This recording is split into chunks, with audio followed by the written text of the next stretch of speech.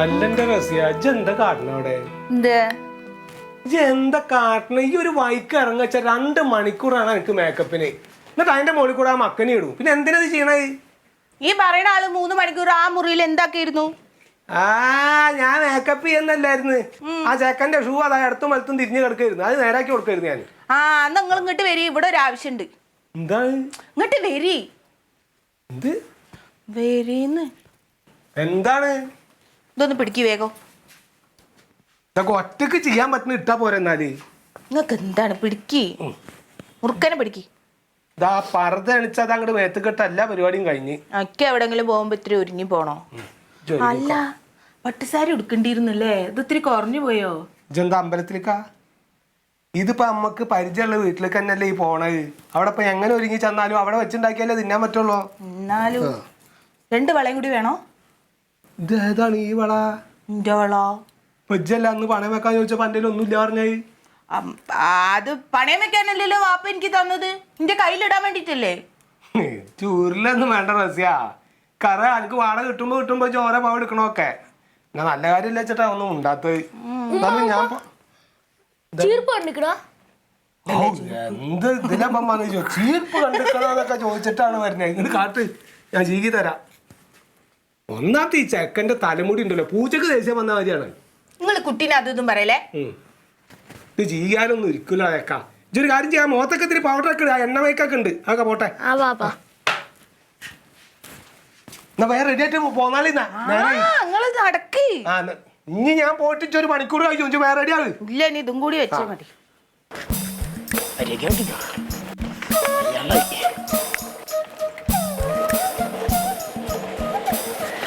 ഇതാണ് വീട് ഇതെന്നെ വീട് നടക്കോ രാവിലെ തുടങ്ങി നടക്കണോ നടക്കുന്നു പറഞ്ഞത് നടക്കോന്നാ ഇതെന്റെ ഇക്കാന്റെ വീട് ഞാൻ പറഞ്ഞ പിന്നെ അങ്ങോട്ടില്ല ഇങ്ങോട്ടില്ല വാ വിറ്റേനങ്ങോട്ടൊക്കെ പോണെങ്കിൽ ചില്ലറ ഇടങ്ങറല്ല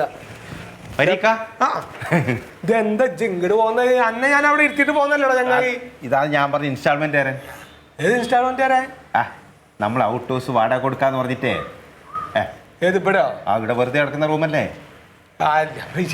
എന്താ പരിപാടി എന്താ ഞാൻ ഇൻസ്റ്റാൾമെന്റിന്റെ സാധനങ്ങളൊക്കെ കൊടുക്കുന്നതാണ് ഈ TV വാഷിംഗ് മെഷീൻ ഫ്രിഡ്ജ് അതൊക്കെ അത് ചിലപ്പോ നടക്കൂല അത് ഓണേ ഞാൻ പറഞ്ഞ ഓർമ്മ ഞാൻ സൂചിപ്പിച്ചിരുന്നു അപ്പൊ ഞങ്ങൾ ഇവിടെ കുടുംബമായിട്ട് താമസിക്കല്ലേ അപ്പൊ പിന്നെ വേറെ ആൾക്കാർ ഇയാള് താമസിക്കുന്നില്ല ഇയാളെ സാധനം ഇവിടെ കൊണ്ടക്കും രാവിലെ കൊണ്ടക്കും വൈകുന്നേരം കൊണ്ടക്കും അങ്ങനെയുള്ള കൊണ്ടുപോകുന്ന സംഭവം ഇല്ലോ ഇവിടെ സാധനത്തിന് അയക്കാൻ കുറച്ച് സാധനം ഉണ്ട് അത് ഇവിടെ വെക്കണം വാടക നമുക്ക് കിട്ടും എന്താ സാധനങ്ങൾ എന്താണ് ഞാൻ പറഞ്ഞില്ലേ ഫ്രിഡ്ജ് വാഷിംഗ് മെഷീൻ TV അങ്ങനെ എന്തെങ്കിലും ഐറ്റംസുകൾ മാത്രമേ ഉള്ളൂ അത് ശരി നിങ്ങൾ താമസിക്കൊന്നുമില്ല അല്ലേ ഇല്ല ഞാൻ താമസിക്കുന്നില്ല ഞാൻ നേരെ വീട്ടിൽ പോകും ഈ സാധനങ്ങൾ മാത്രം വെച്ചിട്ട് പിന്നെ വന്നെടുത്ത് പിന്നെ സൈഡ് ചെയ്തു നിങ്ങളുടെ വീട് എവിടെ ഞാൻ കുന്നംകുളത്താ തൃശ്ശൂര് ഇനി കുറച്ച് കഴിയുമ്പോ ഭാര്യ കുട്ടികളൊക്കെ